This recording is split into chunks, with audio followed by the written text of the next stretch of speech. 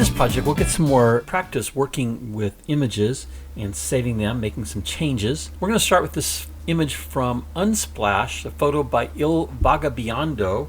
I'd like you to download the 640 by 972 pixel from this website. In this project, we're going to straighten the image because you can see the buildings are kind of leaning. We're going to replace its sky. We're going to resize and crop it a bit, make some tonal adjustments, and we'll end up with this image, and then we'll save it as both a Photoshop document and a JPEG file. Let's go to Photoshop.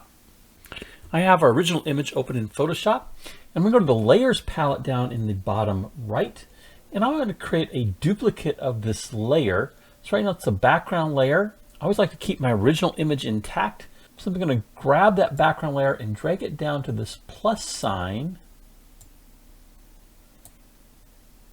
and that creates a duplicate.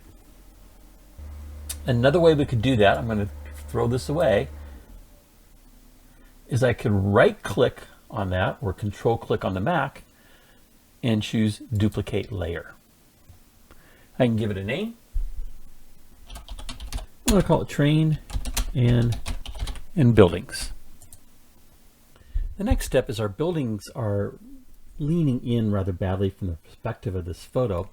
And there are several ways we can straighten photos. We're going to use the distort method because in essence our image is rather distorted at this point. So we need to use our rulers to make sure that the rulers are visible. If they're not visible, go up to the view menu and check rulers. I'm going to take a ruler from the left hand side. I'm going to drag it over here to the bottom of our building. I want to make the building edge be along that ruler guide. I'm going to do another one for the other building. So you can see we have a lot of straightening to do. Next I'm going to go to the Edit menu, choose Transform, Distort. I'm going to grab the handle over here on the right hand side at the top, and I'm just going to simply pull it out. I'm going to pull it a little bit past that ruler guide because it's going to pull it back when I do the other side, because next I'm going to take the left handle and pull it back along that ruler guide. And then I'll go back to the right hand side, straighten it a little bit more. Return to the left. We're getting pretty close. Probably one more time on the right. That's actually pretty good. And so to accept that transformation, I'm going to press the Enter key. And our buildings now look rather straight. We used the sky replacement feature earlier in our Statue of Liberty image from last week. I want to use that here as well. If you want to get rid of your guides and hide them, you can either delete them or hide them. You can go to the View menu and choose Guides. You could clear the guides at this point. And then I'm going to go to the Image menu. Then I'm going to go to the Edit menu and choose Sky Replacement. Now, this is a really cool feature that's fairly new in Photoshop, but we're going to let it select the sky.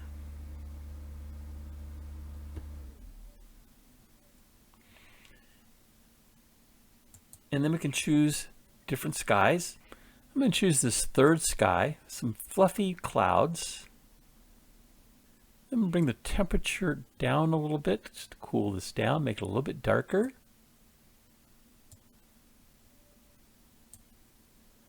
I think at about a -51, that looks pretty good to me. Got a nice bright blue sky up at the top. You could also change the brightness if you wanted. I'm going to click OK. I think this image is a bit bright, so I'm going to make another change here, and that is to increase the contrast and enable those shadows underneath the train tracks to be darker. We'll go to Image, Adjustments, Brightness and Contrast. And in this window, we're going to decrease the brightness by about 20. And I'm going to increase the contrast also by about 20. And I'll click OK. We want to use this image on a web page where the size that we need is about 500 pixels wide by 650 pixels high. And so we're going to change the size of the image, and then we'll change the size of the canvas to match those sizes. So I'm going to start with the 500 pixels wide. I'm going to go to the image menu and choose image size. Now right now it's 640 by 972. And this little connector here between width and height means if I change one size, the other will change proportionally. And generally that's what we always want to do when we're changing image size. So we want this to be 500 pixels, so I'm going to change that to 500. And notice that the height now went down to 759. I'm just going to click OK. And it resizes our image. So we can see on the rulers it's now 500 pixels wide, but it's still too tall. And there's a lot to these buildings here. We can shorten this image down and keep the train down here as our visual interest. So to do that, rather than change the image again, because if we make it smaller in the vertical, it's going to make it smaller in the width or in the horizontal if we keep this proportional. We don't want to distort this by not making it proportional. So now we're going to go to the image menu, and this time we're going to say canvas size. Now think about taking this image and stretching it on a canvas. Notice the width and height here are not proportional, though there is an opportunity to do it relative. We're going to anchor our image at the bottom.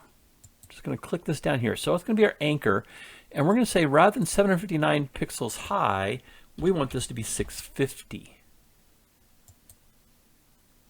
It's going to give us a warning that's going to we're going to lose some stuff at the top, and that's okay. That's exactly what we intend. We're going to click proceed, and now our image is 500 by 650, and you can see that down here in the status bar of Photoshop. We've kept it proportional.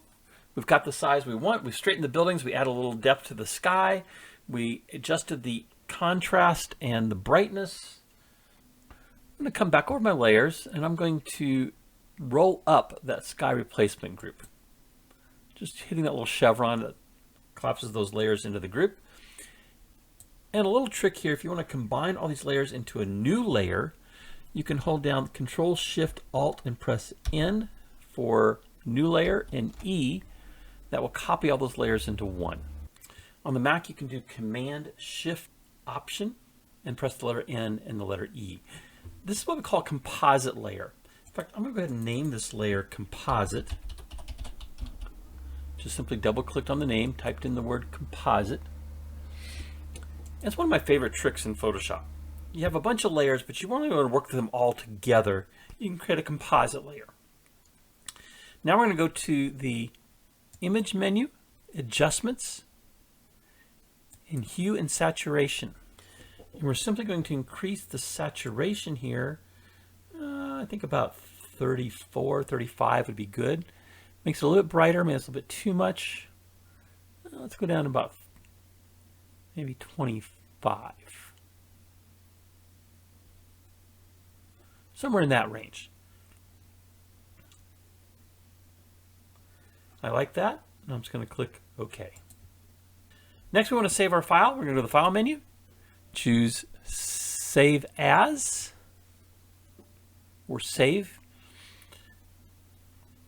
If you choose Save, it's going to replace the old name, which is going to be that one you downloaded from Unsplash. If you do Save As, you can choose to place this into your week 2, and I'm just going to call this Train Buildings Pass.psd and say Save. And then I also want to save this as a JPEG so I can use this on a web page. So I'm going to go to File, again Save As, or if you don't have Save As, you can save as Copy. One of my earlier videos I talked about how to get the Save As from the legacy preferences. And I want this to be a JPEG. So if you do the Save as Copy, you get the word Copy here, you might want to eliminate that. But our extension now is a JPEG. I'm just going to click Save. In the JPEG, it's going to ask us what quality we want. Let's knock this down to about an 8. That's still a good quality, but it's going to make our file size a little bit smaller. In fact, for the web, we might want a 7. That's probably still pretty good. I'm going to say OK. And now we have both the Photoshop document with all of our layers intact and also a JPEG in our folder with everything collapsed into a single layer in a much smaller file. If you'd like to see more videos in the Photoshop Practicum playlist, click the title at the bottom. If you'd like to be alerted to new videos, please click my photo in the top right to subscribe to the channel.